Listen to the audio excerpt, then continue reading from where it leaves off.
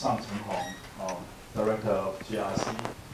It's my great pleasure to introduce our Deputy Director, Dr.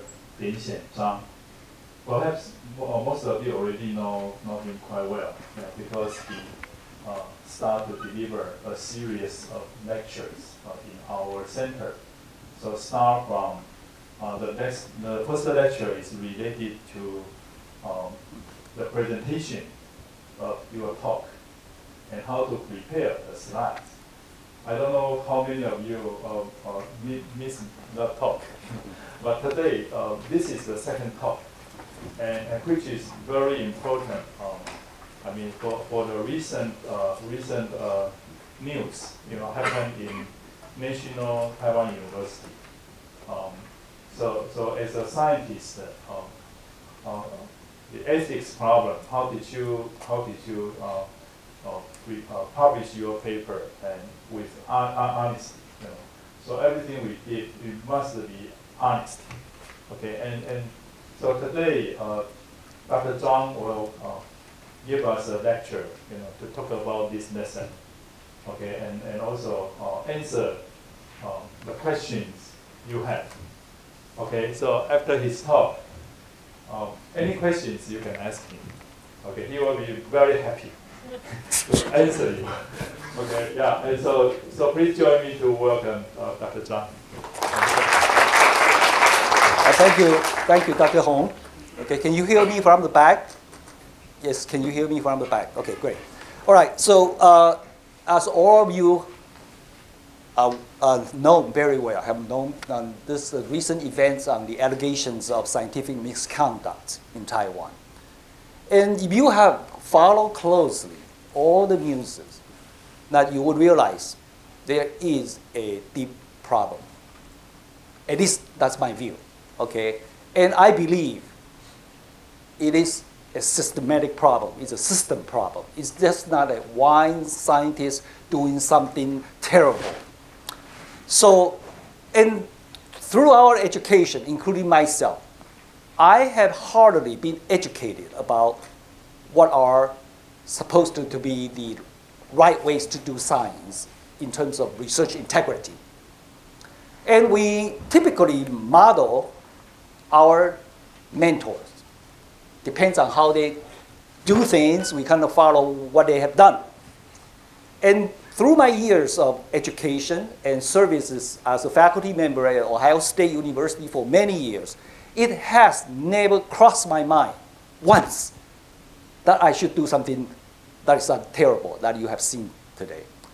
So it was quite shocking to me in recent days that I kept following this news, and then I just get very, very unsettled about the whole issue. But today's talk is not trying to dig out some more dirt of this particular recent event, and then you will be disappointed because I'm not going to talk about it. What I'm going to try to do is to start it out with some short stories, and then I would take you to the point to define what is scientific misconduct, and then we go from there. Okay, so as I said, I would talk about story, and from those stories, what kind of lesson we learn from there.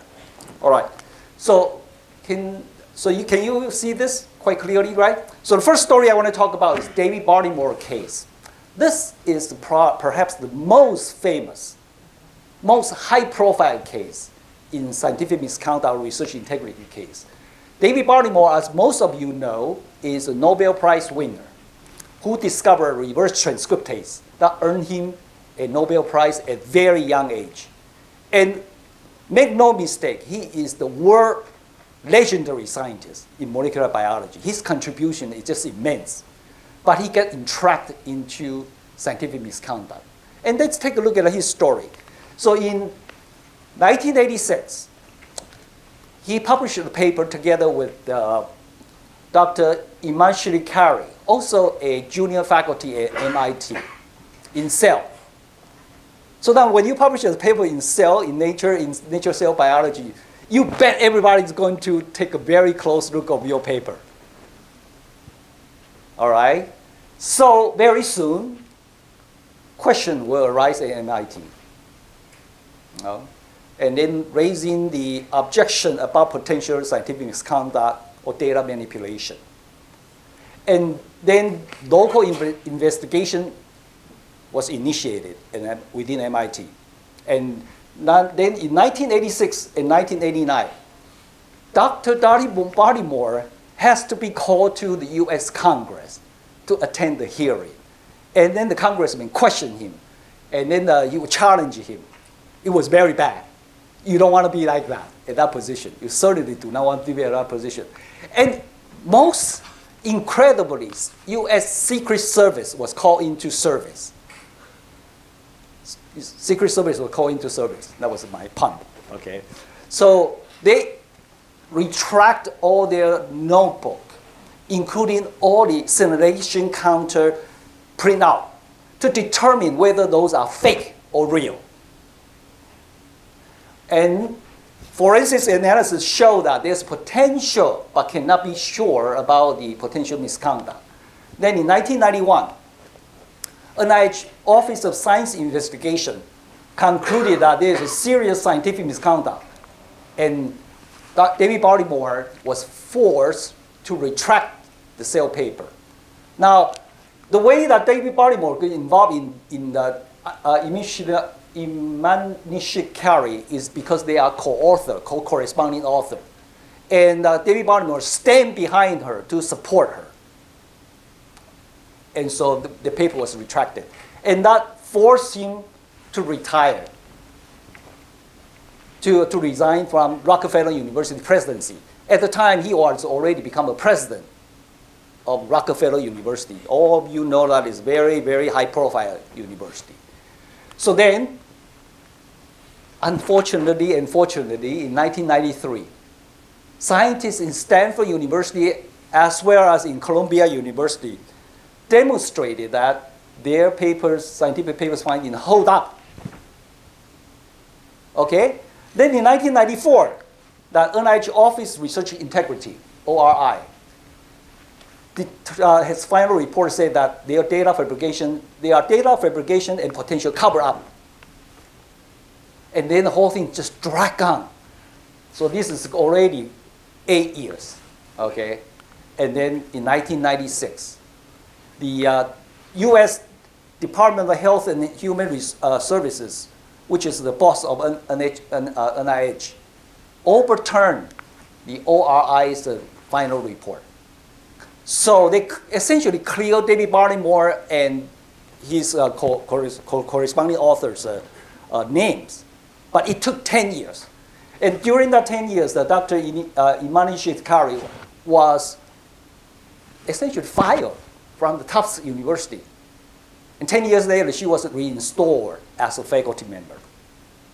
And the whole thing started out by an allegation from a postdoc of Dr. Immunogold's lab, and then claiming that she fabricated some data or falsified some data. So it took 10 years. So this is very, very serious, widely reported cases here. Okay, so that's the first story. The first story is about even if you are a Nobel laureate, you are not immune from that kind of problem. Okay? So the second story is about Hendrik Schön's scandal. Dr. Schön obtained his PhD in 1997 from the University of Constance. That's a German university. And he worked on the condensed matter physics and nanotechnology. He worked at Bell Lab, US Bell Lab. Then in 2001, he published one paper every 8 days. One paper every 8 days. Yellow flag or red flag should have been raised at that time. How could one possibly be so prolific, productive? And the worst thing is that he published his paper in these journals: Science, Nature, Physics Review. Physics Review is the top journals in the physics field. And by the end, the whole issue was investigated. He was forced to retract 9 papers from Science, 7 papers from Nature, 6 papers from Physics Review. So think about it. Okay, so this is a young, rising star, superstar, and so prolific. Okay, so that's story number 2. Story number 3 is came from our neighbor in Japan. Okay, so this person set the world record of retractions. Okay, so try to guess how many papers he has to retract. Okay, I will leave that at last point to see how close you are. Dr. Yoshitaka. Okay, so he is MD. He worked in ethnology. Okay, and he worked in 3 different universities: Tokyo Medical and Dental University, Tsukuba University, and Toho University. And he was very, very prolific. By the end of the time, he has to retract 183 papers. That so far is a world record. You must be wondering in your mind, how could that possibly be? How could one fake so many papers? It happens. Now, the next one is not too far from that. That's again from our neighbor. Okay, Dr. Shigeaki Kato. Okay, so he is a PhD now. He worked in endocrinology. Okay, and he worked at University of Tokyo, esteemed university, top university in the world. So at the very end, he was forced to retract 25 papers with 43 suspected have data manipulations, image manipulations. But once again, these papers are not no small paper. They are in these journals. Okay? Cell, Nature, Science, Genes and Development, Nature, Cell Biology, EMBO Journal, MCB, you name it. You will be proud of yourself if you get a paper in there, right? But he published so many papers and was forced to retract it. So then a question was raised, how could that possibly happen? And University of Tokyo have a committee and investigate this issue for a long time, eventually come to the conclusion that it is a lab culture problem. I will come back to readdress this issue, and because that's very important for PIs in the audience. It's a lab culture problem. Dr. Kato create a culture that is very oppressive. That is, he has a very powerful personality. He insists to see things he wants to see. He refused to accept data that does not conform to his hypothesis. So when the young graduate students have no, they just don't have the courage to counter him, so they fake the data. So once you get one faked, how about the second one? The next one that work on that project. Then it just becomes snowballing. More and more and more. Okay, so you see here, this is a successful scientist. These are successful scientists, mid-career. Okay, so you have David Baltimore, who is Nobel laureate. You have Schön, that was a young rising star. You have these two professors. And all from very, very good university or top labs. And now the 4th case, I have my first-hand experience. Now, I didn't commit misconduct, but I happen to know this person. It's called the Goodwin case. Betsy Goodwin, or Elizabeth Goodwin, who is right in the middle, right here. Okay. And she was a rising star in RNA field, and I'm the RNA biologist, so I knew her.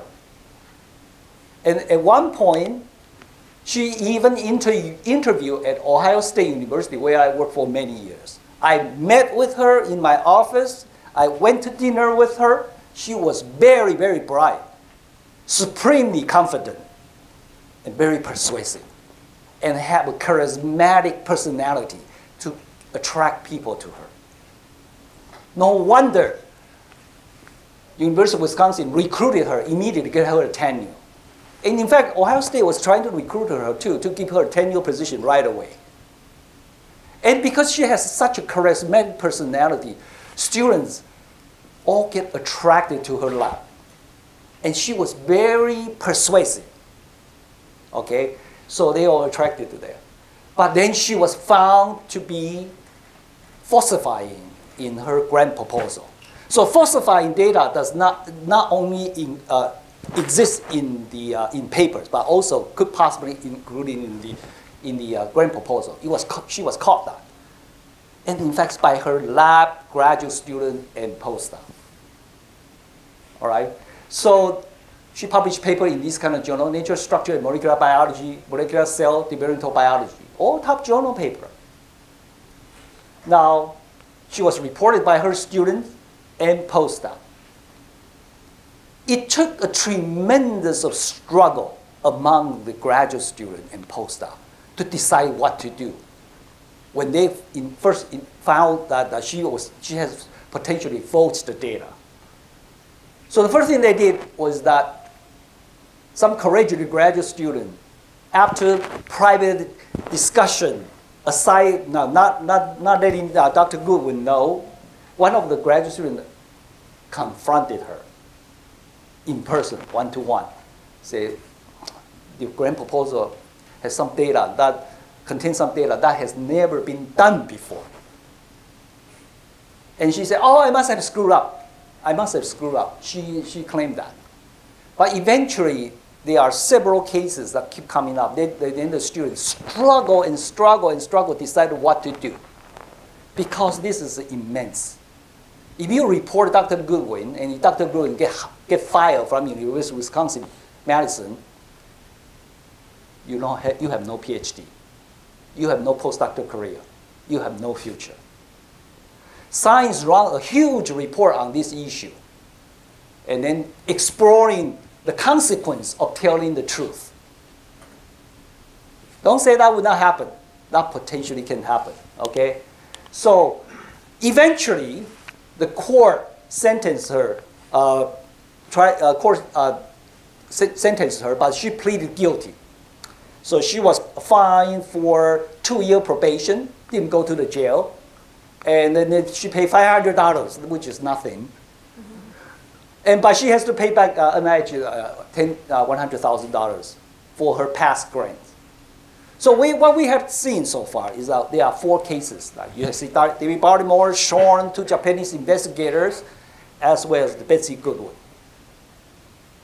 I was so appalled, so shocked to hear Betsy Goodwin's story, because I found her, she was so smart and so attractive and so charismatic. But it happens. Okay, so what is the message from here, from the first 4 slides? What's the point in your mind?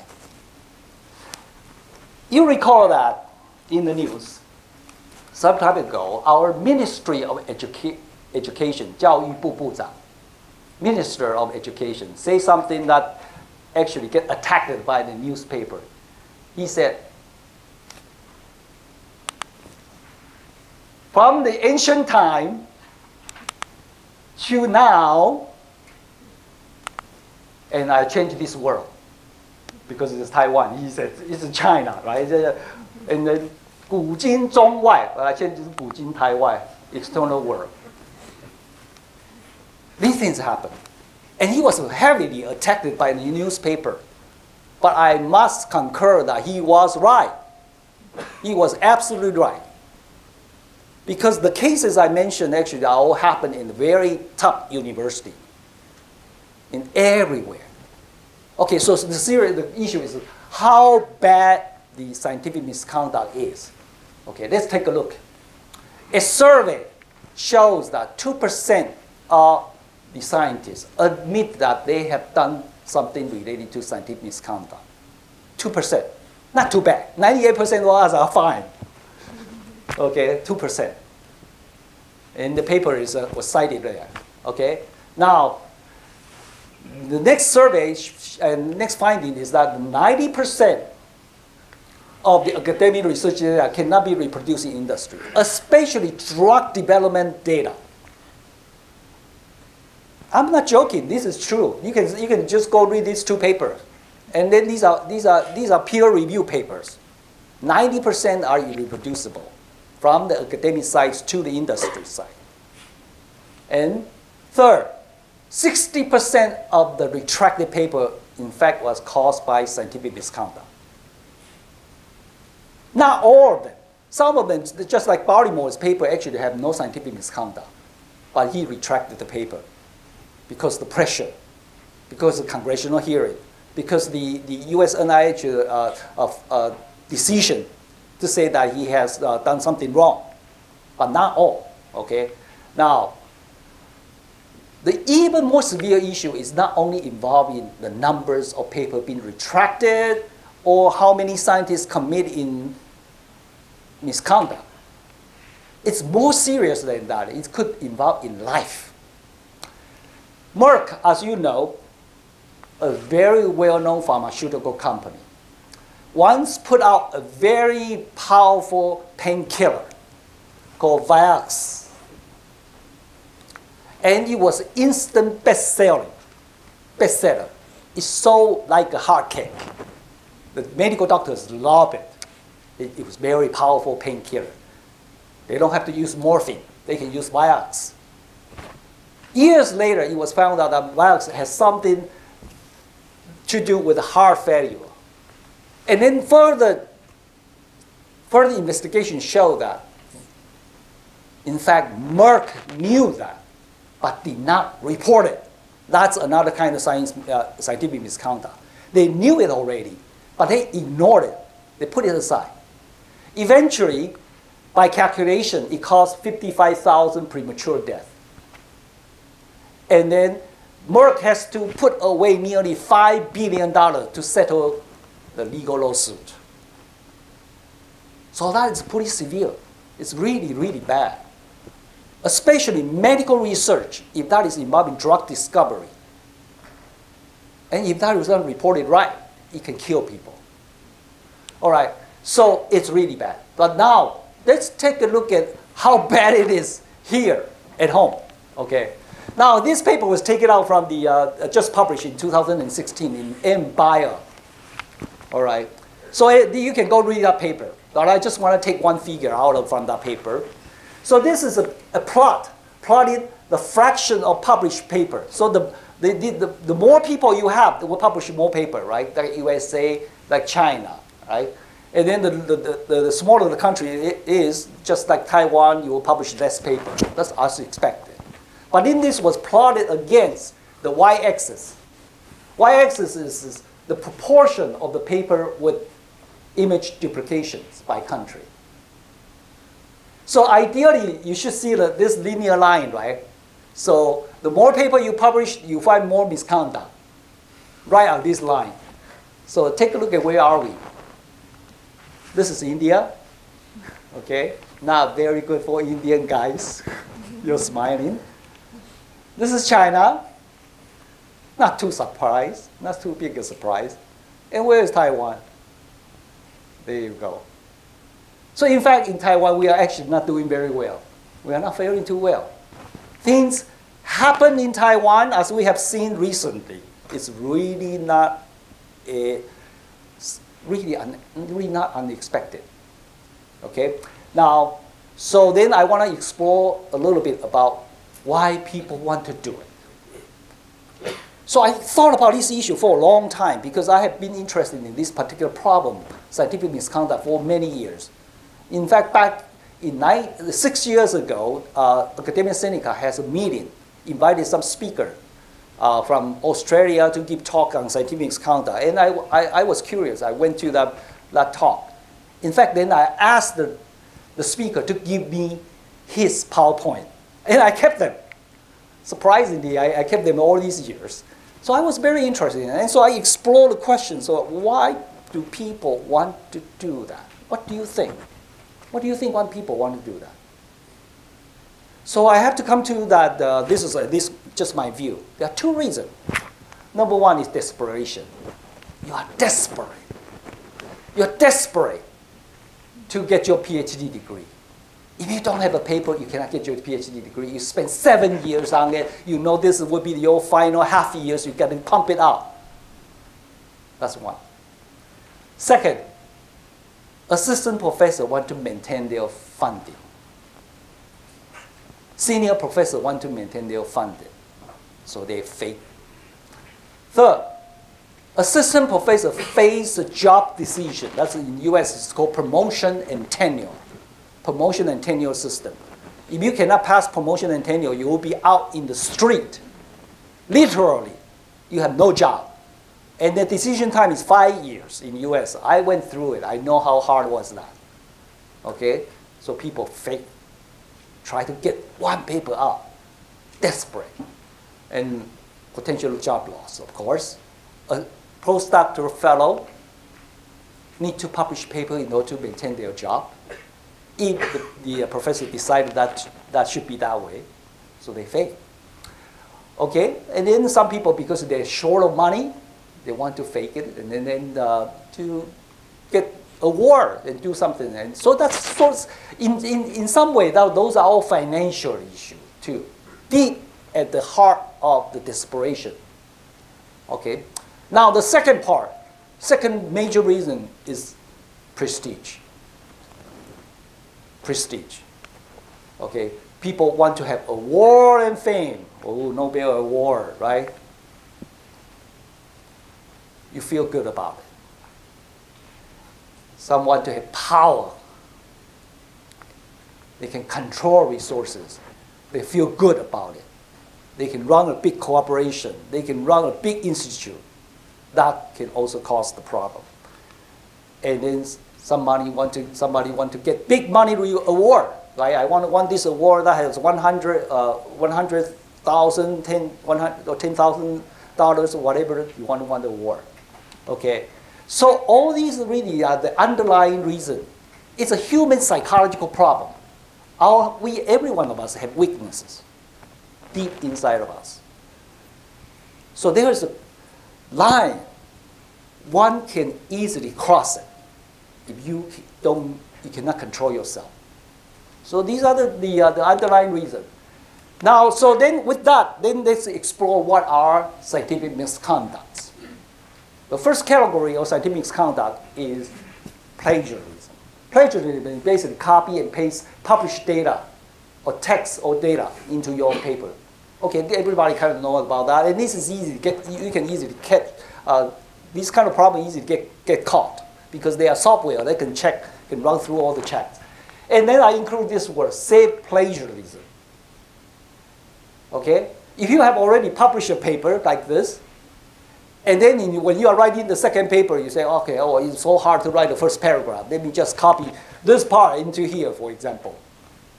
That's a safe plagiarism. That is not allowed either. So many of us have done something like this before. When you are writing material and method, you just take from the old paper and then just copy and paste, put it onto the new paper. That, in theory, is not allowed. But that is less problematic. But generally, if you want to minimize this kind of problem, you can say, okay, the experiment was conducted as described, except in what kind of thing then you can get by with that. But say plagiarism can be a problem, okay? And it's basically, plagiarism is an act of stealing. You're stealing something from somebody else. Published data, published text, etc. So that you know. You should not do it, okay? Now, the second one is fabrication. Fabrication is faking. You can fake things that you have not done and then that generate a paper. And the most well-known case, unbelievably, the most well-known case is this case. It's to paint the white mice in black. Okay? Dr. William Sommerlin is a dermatologist. He was studying his tissue incompatibility problem together with his supervisor, Dr. Good, very good, okay? So then he runs some experiment and then crossing I don't know exactly how he run the experiment. You can check it out. But at the very end, he produced mice. He used ink to paint the mice. to use ink to paint the mice into this kind of way and get caught. Because the technician one time was somehow put a drop of water, accidentally put a drop of water on the mice, and then the thing just fall out. The color just fall out. So those are fabrication. You have not done anything, but you just produce it. Okay, so that's another kind of thing. So fabrication, okay, and then plagiarism. And then the third category is what we're going to talk about for most of the time today. That is falsification. That you doctor your data. You massage your data. These are American way of saying you doctor it. You massage it. Okay, to make it look better, look more convincing, to make it believable. So this problem is so prevalent nowadays. In 2004, Journal of Cell Biology put out a guideline that for image manipulation, and then tell the authors what you can do and cannot do. Okay, so I really encourage you, all of you, to read this paper, 2004 Journal of Cell Biology paper. Now, so let me take out from that paper and from some other sources to tell you what you should not be doing. The first one is gross manipulation of data. For example, here, so you have it, original data looks like this. Then you have the data that get put on the paper looks like this. Can you see the differences?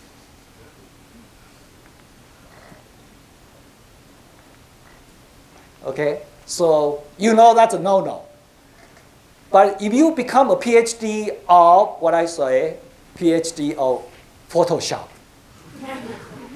doctor of Photoshop, you can produce data like this. Okay. Now, so here. There's another way of you can massage the data. That is to adjust the contrast and brightness of the data. And then so you have excessive manipulation. So we have 4 panels here. Can you tell me which panels or panels are acceptable and which are not? What do you think? So these 2 are okay, because the details are kept. The third panel, no. You have adjusted the contrast and brightness too much to obscure some of the data. Okay, this pen disappeared, for example. You cannot do. And worse, some people just cut it out a band, cut it out a lane, and then really like adjust the brightness and contrast, and then just show that there's only one band right there.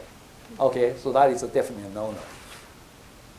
So the guideline is that if you have an autoradiogram or you have a Western result, you can adjust the brightness and contrast in total, the entire image. You cannot focus on one area, adjust the brightness and contrast. And in fact, some of the journals now demanded you to describe how you handle your image. Exactly how you adjust it. They want it. And some journals, in many journals now, they want you to scan your original data. For example, if you put out something like this, they want to see the whole blot. You should put them into supplemental material. Okay? And there's other cases, duplicated control. Some of us are too lazy to run the control many times.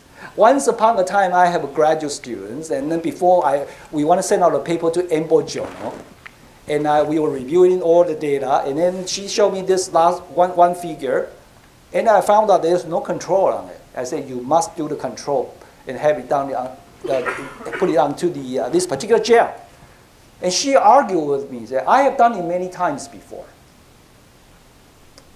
And they all look the same. So I don't have to put it in. I said, no, you can't. I said, oh, how about that, Dr. Chang? Let me just cut out from the old experience control and then just attach them together. I said, no. I said, you have to do it on the same day using the same reagent, everything the same. If you stand on 1 foot, you do it on 1 foot. That is so-called control.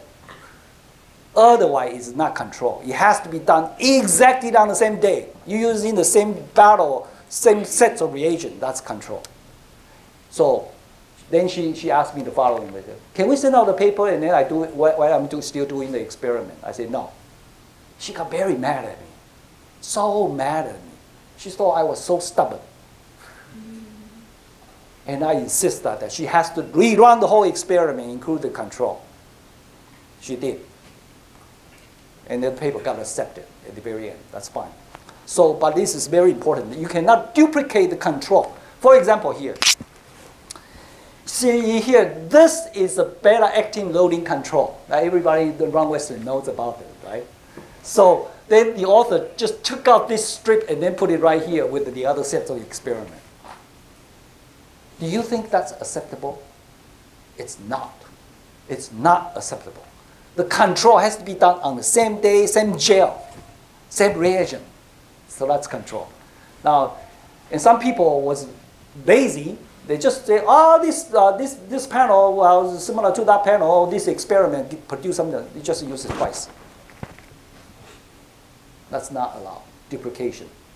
Okay?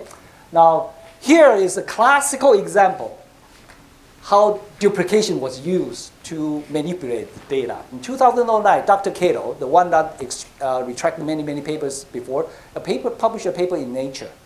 So here is the one. The image. 5 images are exactly the same. Exactly the same. And he just used it 5 times. Okay? And then the worst is, this is amazing. He assembled a figure like this. All these are from one experiment. When you really adjust the contrast and then broad it up, you see every band was right there exactly the same.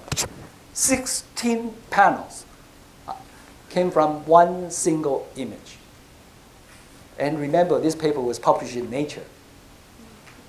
Then you may argue with me, okay, we can certainly later argue, whether the reviewer bear the responsibility to catch this. I think it's very hard. To me, I myself, I would readily admit it's very, very hard. How can you know? And then when you are reviewing paper, you just don't get into that kind of details to review them. You trust them, because science operates on trust. So a lot of journals now begin to scan images before they even consider reviewing them. So you have to bear in mind, don't ever do that. Now there's another kind of this, that's a falsification, that is misrepresentation of data like this. So you see, this is original data, this is the manipulated images. This one disappeared. These are enhanced. Beautiful, but not right. You cannot do that. Okay, now the last category is what I call cherry picking, gel slicing and dicing. So this is not a real data. I took it out from one of my postdoctoral data and I made this figure. Okay, no, he didn't fake. I faked.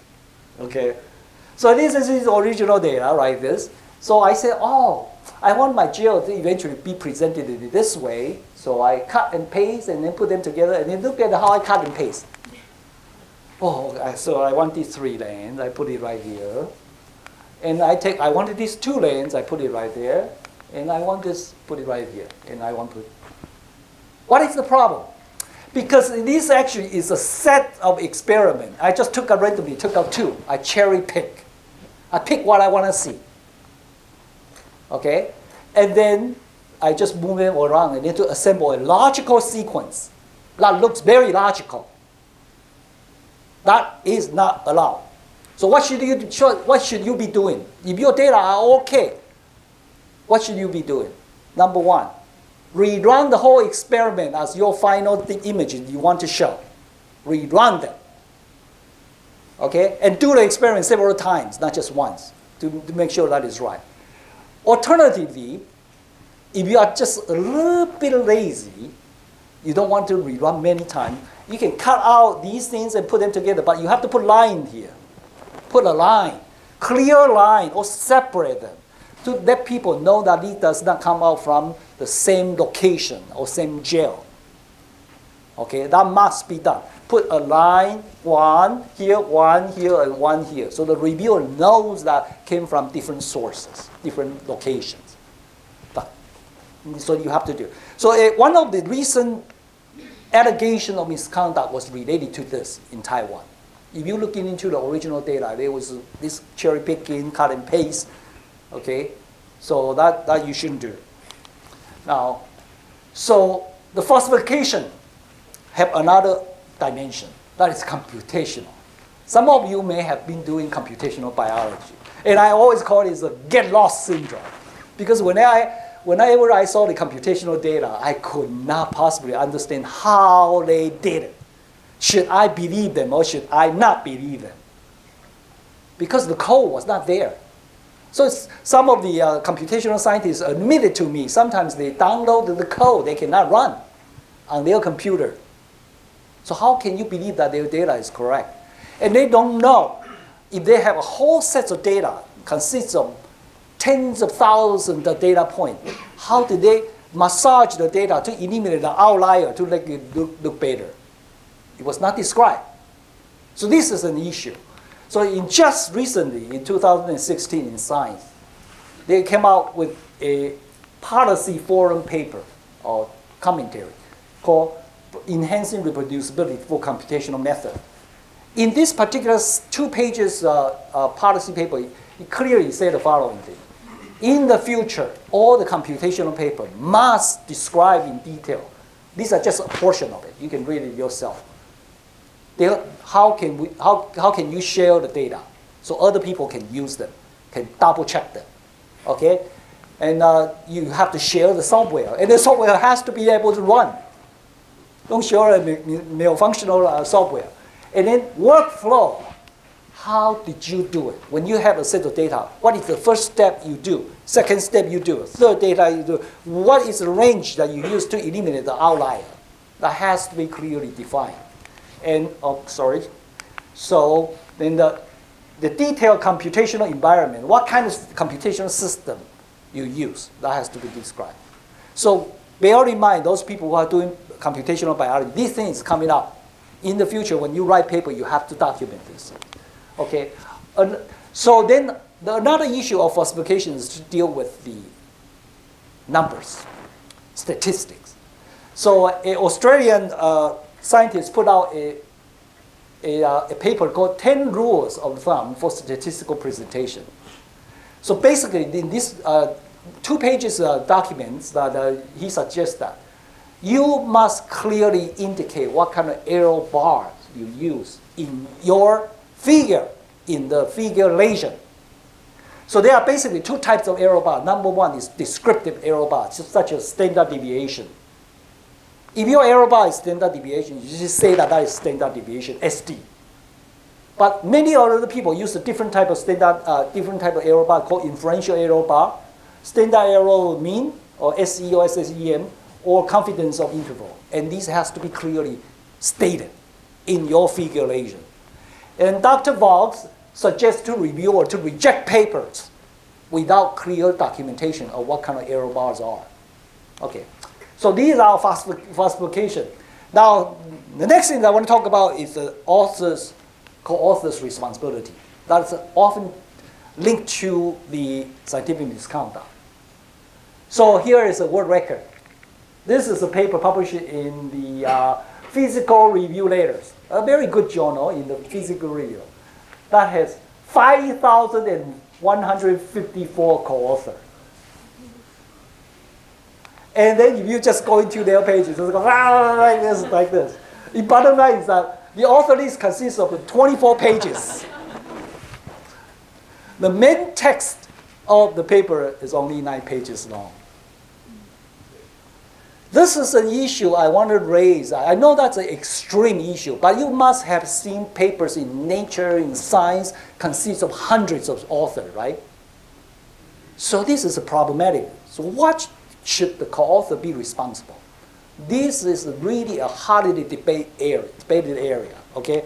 So What are the co-authors' responsibility? On one extreme, there is a recommendation by the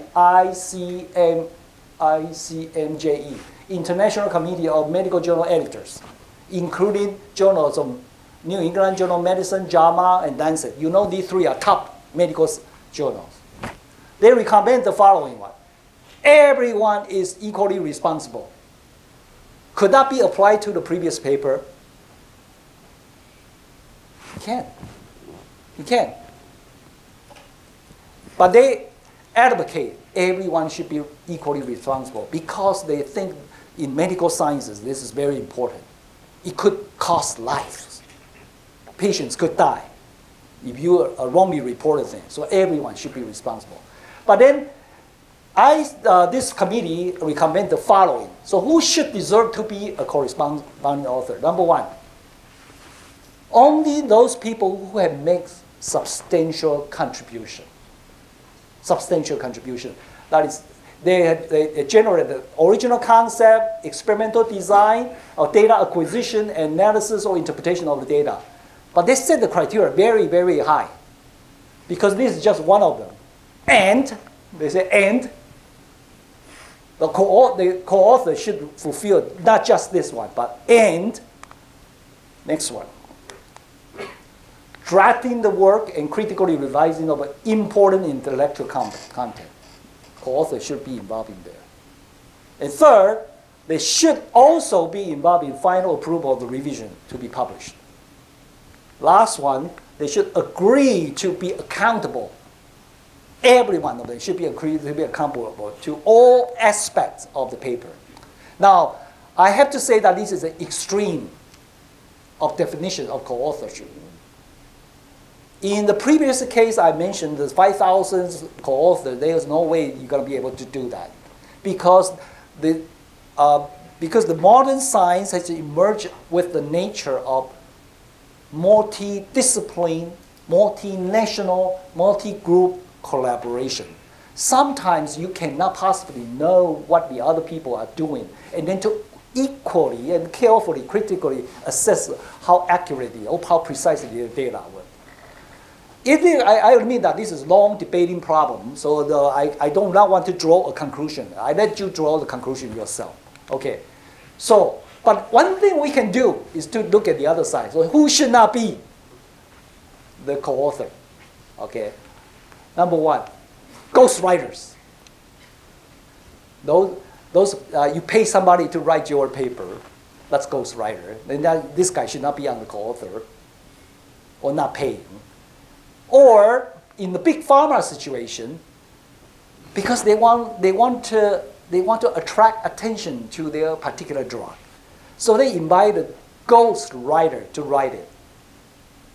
Okay, so that they want to be able to write it well. They invite a university professor to write it for them, for the pharmaceutical company, big pharma's paper.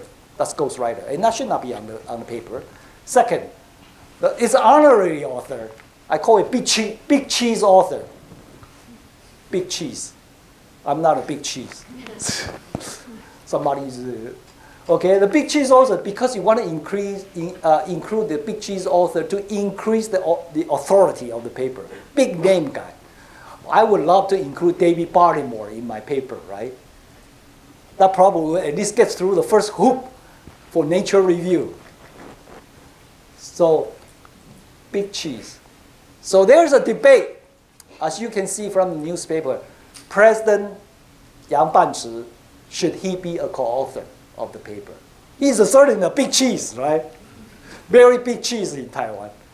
So should he or should not be? Okay. The third one, financier. What do I mean by that? I offer you money to run your experiment. And when you finish your experiment, I will ask a co-authorship. Because I have more grant support. I help you out, just including putting me on there. So if I can get a lot of money, I can get many, many co-authorship. So power equivalent to money, money equivalent to papers. That should not be. And then those they've had has absolutely no involvement of the project. Nominally just say, oh, you do this, and then you just forget about it until the guys give him the paper.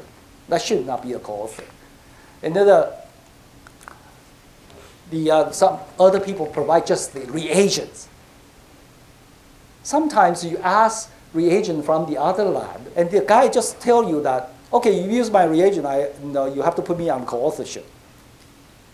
If that reagent has been published, there is no reason to put this guy on the co-authorship. He or she can be just acknowledged. But think about the consequence. If you say no, what happened? No reagent. What are you going to do? We are entered the gray zone of human psyche. Not everything is clear-cut, black and white. So if you agree, you are not very ethic either, right? And if you don't agree, you don't have the reagent, you cannot run it. Then you are not force you to generate a reagent. That will take you several more months to do it. Okay, but that's the reality of life. And in Australia, this unethical co-authorship are considered scientific misconduct. But this is a gray zone. In US, it's not. They do not consider this kind of co-authorship as a scientific misconduct by the ORI standard, Office of Research Integrity. So this is really a gray zone area. Everybody has a different opinion, okay? So but Dr. Vaux offered the following advice. So at the minimum, you should have carefully read the goddamn paper, right? You don't even read the paper and you just put your name on it. It can be good and it can be very dangerous. If you get caught, you are being responsible. You're going to be responsible as well. So then how about the graduate student's responsibility, postdoc's responsibility? If you are just one doing experiment, you should keep detailed data. Keep them. And it is very important you write detailed notebook. I emphasize it, detailed notebook. You know this can be very serious. It can be involved in intellectual property lawsuit down the road. It can be involved, it can possibly involve in misconduct down the road. If you have nothing to prove it, you will be in trouble.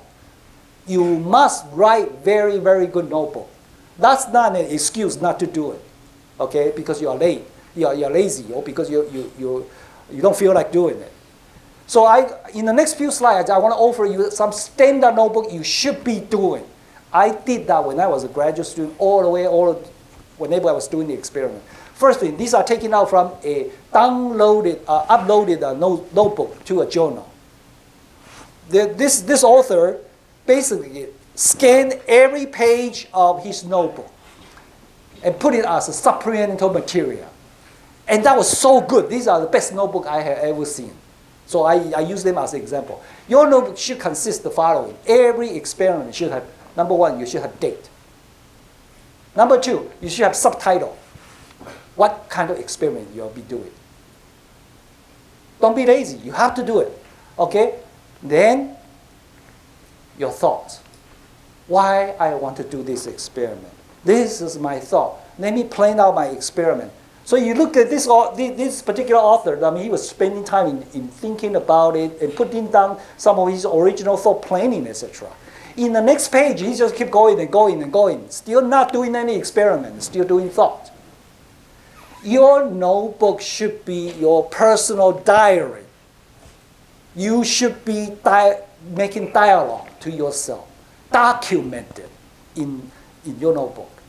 I always told my graduate students, at least some of them still remember, you should know exactly what you have done 15 years ago when you open up the notebook to that page. You should. If you cannot do that, you fail already. You should not. Okay? Then you have experimental planning. You have to do. You see, he wrote a lot about thought already. Experimental planning. How are you exactly going to do it? Oh, I want to plan to do it this way, that way, that way, that way. No experiments done at this point of time, yet. And then all the dates, etc. Okay. Now, raw data must be included in there. Raw data, not processed data. Okay. These are raw data, must be included in your notebook. And finally, for every experiment you have done, you have to write down discussion. Your thought about the outcome. the potential failure of the project or the experiment. What are you going to do next? So what my advice is that if your paperwork is not done by the end of the day, you are not done yet. You have to finish your paperwork before you go home. You must insist to do that. There's no excuse of being lazy. Okay? Once upon a time, I met a big cheese, the American big cheese, who is the U.S. National Academy of Science member, Archie Wallenbeck. I was attending a meeting, and then I met him in the Boston airport. So we chat a lot, and then we went on to the bus, right into the conference site. So we continued chatting. So we were talking about graduate student, postdoc, and then we talked about notebook writing, bookkeeping, etc. And he told me one story. He said once upon a time he had a female postdoc in his lab, and he thought that the postdocs are well trained, so they should know what they are doing. But soon, Wallenbeck found out that this postdoc hardly took any note. So he sat down with her and told her, so look, this is not acceptable. This is how you should be doing. He even showed him his personal notebook and then said that you should follow these rules. A couple of weeks later, he found out that this postdoc still not doing it. And then he basically called her up into his office, say, look, there's only two ways we can resolve the problem. Number one, that is what I so-called the your way or highway. Okay? So you follow my advice doing it, or please go. I cannot afford a postdoc not taking any note, or not enough note, detailed notes in there. You must do it. Graduate student in the audience, postdoc in the audience, you must realize these are your responsibilities. It's responsibility. It's not an option. You have to do it. Because at the very end, you don't want to have something that's bad happen, okay?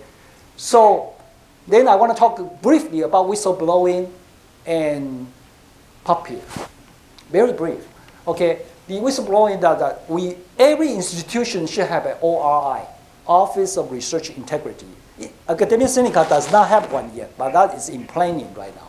But now that because the recent issue becomes so serious, Academia Sinica realized that we must have an ORI. Okay, and if you are whistleblowing on someone, this is your first line in the office. You go, and they can protect you. Okay, now online there's a PubPeer that you can challenge a certain paper by in PubPeer, but make no mistake, PubPeer is not perfect either because it's anonymous. That is, you go on there to accuse someone and make some misconduct, and yet you don't show your name whatsoever. So that is the purpose of that is to protect the junior faculty, junior student. That's understandable. But you know what? In recent months in Taiwan, what we have seen is that there's a problem here. Some people use PubPeer as a personal attack toward the people they don't like or their enemies. So my advice to you is that PubPeer is good because they pull out some of the rats in the scientific circle. But whenever you see an allegation on the PubPeer, you should be careful. You should analyze carefully on that. So, for example, one of the best ways to look at the image is that to take the image and blow it up to the largest proportion on your computer screen, so that every single pixel show up. If they are cut and paste, you immediately know. Don't look it on the paper. Blow it up on the screen. But don't believe everything what the PubPeer has said. You have to be careful. They have value. They have a great value there too. Okay. So then we talk about students' responsibility. How about PIs? I'm a little bit disconcerted about so few PI show up today. Many PI need to be educated. I must admit that I probably make a lot of enemies by saying that too. But they have to be here. They have to be educated. It's their responsibility as well. First of all, they should keep the record for 20 years. This was told to me by the Elsevier publisher when we ask the SVO publisher, say how long we should keep the record, he said 20 years. So that's kind of reference. You know you have to keep all the record for a very long time.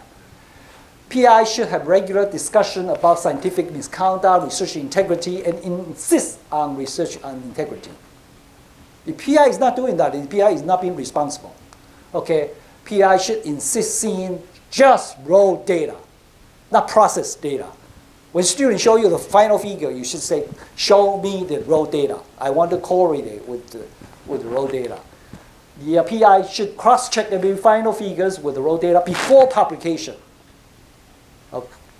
And then you should, PI must avoid to create an oppressive, very oppressive lab culture, as Dr. Cato had created. You should be open to anonymity.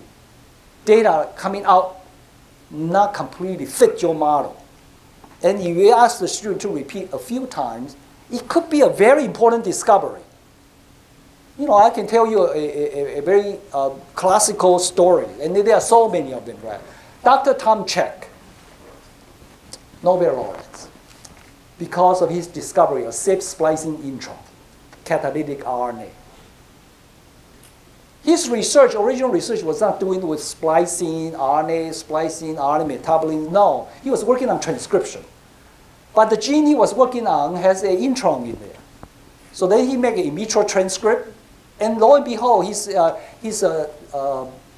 research associate showed him the first piece of results. Say, well, the RNA should be this big.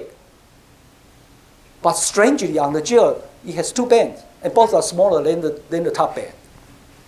And if I consider I'm Dr. Tom Cech, and then my first response would be, you must have made a fucking mistake, right? So what do I do? As Dr. Cech has done, repeat the goddamn experiment. And then the same. Repeat it again. Same. Repeat it again. The same. Fourth time. Then he said, something is fishy out there. Something is potentially very interesting out there. That's where the origin was of his Nobel Prize. So PI must maintain an open-ended culture, not a very closed culture and oppressive. And then should not serve on the honorary author. Because it's easy to get on the paper and then to put on your CV that you have one additional paper. What if this paper become a problem? You bear the responsibility. You should practice that. And you should not mismanage your lab, because that's your responsibility. At the very, very end, that's your responsibility. Because at the very end, you do not want to have this situation show up in your lab or at your office.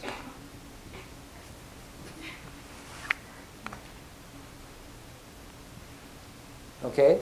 As Dr. Baltimore have experienced that. Secret Service show up at your office. They want the notebook. You don't want that to happen. Okay? So, at the very end, let me close my talk by saying that in 2010, there was a meeting in Singapore. They put out a Singapore statement about the research integrity. Every one of you have a copy of that. Okay, it would take you about 5-10 minutes to read it. Just read it about it. Okay, and at the very end, I want to use the 10th commandment from the Bible. Moses said, "You should not do this. You should not do that." Right? So 10th commandment. He said, "Okay, thou should not commit adultery." Many in the society commit adultery. Right? Thou should not steal. Okay, those should not steal credit. Those should not steal other people's data. Thou should not bear false witness against their neighbor. So my conclusion is that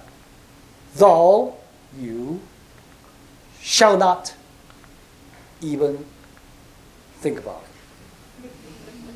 Okay? So because that's a very serious problem. So thank you very much, and then I hope you have a very honorable research and great success. Thank you. And I know we run over a little bit more time, but if you feel like to ask me any question, because you're free to raise your hand, we can discuss. I think this would be very important to have some two-way discussion from your own experience or anything that in mind. Anybody? Okay. Very nice to hear your lecture always. So I have two questions. The first one is considering of the statistical analysis. So that's the part I worry the most, that many of the scientists are not properly trained, including myself, or some mathematics. So when we run the statistical analysis, it's sort of like very standard student test. Right. But given by the situation, I feel that we need to have more lectures with a real mathematical, scientific, statistic proper trend to know how to quantify all the data in a more non-biased way to do it. So that's the part I would like to consult your opinion, how to make this part even better. It's not, I assume nobody wants to do it in show not to do away, but I need someone to tell us in a more proper way to deal with the data, with the statistics. Can I respond to this question right away? Yeah. And then you can ask the second question later. Okay. Right. So this is definitely an issue. Once upon a time, I talked to Charlie Bloom, who started out his career as an experimental scientist, then moved into system biology. Then when you are working with system biology, you get tons of data, numerical data here and there. So I asked him, said, Charlie, you were trained as an experimental scientist. How can you be sure the statistical thing and then the computational thing were correct? This is what he told me. So I think that could be quite useful. He said, I typically run the statistical analysis computation not in one way. In fact, I run it by several different groups of scientists. So essentially, you have several different separate groups competing with each other to see whether these are different methods of running, whether that will come out, that will validate their own conclusion. I think that's one way to solve it. The other way one can solve is to train yourself. Talk to the bioinformatician. So how exactly do you do that? It is impossible for us to know all the details, but getting to know more about how they do it will help. But I think this is a very big problem, because in the RNA journal, the 20 years commemorative issue of the RNA journal, the editor openly admit that the major change of the RNA field over the past 20 years is emerging of the big data. And he said that he could not even make sense of them. And Tom Check also said that don't just look at the p-value. When your base is very big, p can be 10 to the minus 18. 10 to the minus 21, you believe that is right. It could not, it probably does not have any biological meaning either. So my advice is that try to educate ourselves, try to talk directly to the guy. Learn more, how do you process the data? And then, if possible, have two different ways of learning, of computing the data. That would be my response. Do you have one more question? No? So the second, let me think about it. So the second one is consider, I think the ORI is really a good way to go, because I really worry. So of course, some of the things are really bad, but for those things that are not fairly accused, so I would like to ask your opinion. For example, for what is the standard SOP that if some, for example, you or my research was questioned is that a good SOP to follow up to justify the integrity of everything? Thank you very much. About the SOP, number one is that, as I said, you should keep the records, the raw data. That must be kept. That's the only defense you have.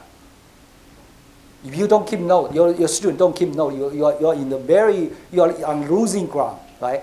So the typical SOP of the ORI typically is to have internal investigation behind the scene, locally. And then they will interview the student, interview the postdoc, and then when the data get collected to a certain point, they think that it's valid, then they will talk to the PI. And PI have to defend it. And then if that found out to be truly there's a scientific, serious misconduct, then this whole thing would actually move up to NIH or even higher. The penalty can be very, very harsh.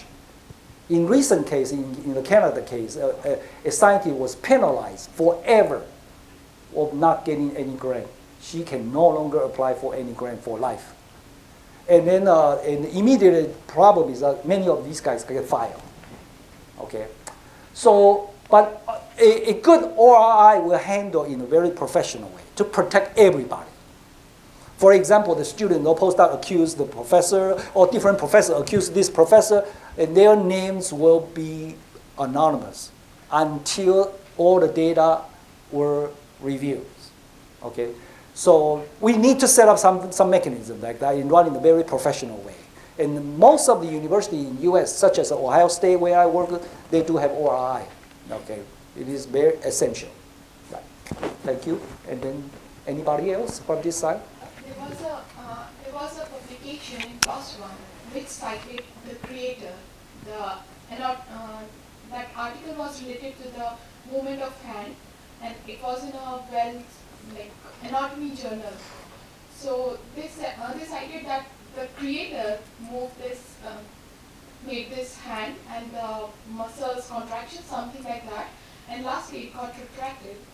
So there should be something related to the citations we provide. Could it be just due to citation, so a paper get retracted?